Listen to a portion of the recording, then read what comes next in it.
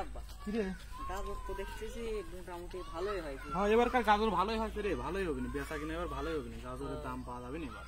এদের লাইন একটু পাতলা পাতলা হয়েছে দেখছি, ওই দিকে এদিক তো ভালোই হয়েছে রে গাজর, হ্যাঁ ভালোই হয়েছে গাজর। তাহলে তার মানে সামনে তো কিছু টাকা পয়সা আসতেছে আব্বা। হ্যাঁ আল্লাহ দিলে এবার আসবে না, ভালোই গাজর দেখতে লাভ হয়েছে, ভালোই গাজর লাভ হয়েছে প্রতিবার কিনে এবার ভালোই গাজর লাভ হয়েছে।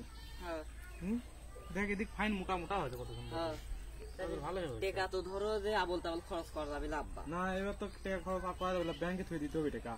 টাকা ব্যাংকে থুবাকে কে দা ব্যাংকে দিতে হবে, না হলে তো খরচ হয়ে যাবে না, আবার সার মার দেওয়া লাগবে। তোমাকে আমি বুদ্ধি দিই। কি বেটা কি বুদ্ধি দিব? তোমাকে একটা কথা বলবো আব্বা, যে তোমার হচ্ছে তুমি কয় বছরে বিয়ে করেছিলাম?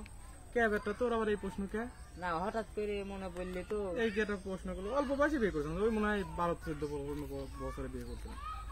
কও কি আব্বা? হ্যাঁ তাহলে আমার বয়স কত হইলে? তোর বয়স আর কত হবে? এই 1 2 3 4 5 ওই তো 12-13 হয়ে গেছে। হ্যাঁ 12-13 হয়ে গেছে তোর বয়স। তাহলে তুমি বিয়ে করছো ওই বয়সে, তুমি আমার দিকটা দেখলাম না একবারও। এই কি করলু তুই বাপের সামনে, এই কি করলু তুই? এখন কর্ম শিখিস না, ভালোভাবে কাম শিখে কাকে কাম গাজর তো তুমিও কাম করছো আমু কাম করছি। ভালো এখনো কাম শিখিস নি তুই? কে এখনো কাম শিখিস নি? কাম শিখলি তোর এখন তারপরে বিয়ে, আগে বিয়ে। আমি গাজরে সব বুঝে যে এই খালি গাজর খেত বুনি বছরে বছরে টাকা ইনকাম হবে, বুঝো নি? আচ্ছা যাই হোক, আর তোমার কি টাকা পয়সা কম আছে? না কম নেই তা ঠিক আছে, কিন্তু তুই এই ছোট বয়সে অল্প বয়সে বিয়ে করবো, তুমি ঘটক লাগা দেবো না?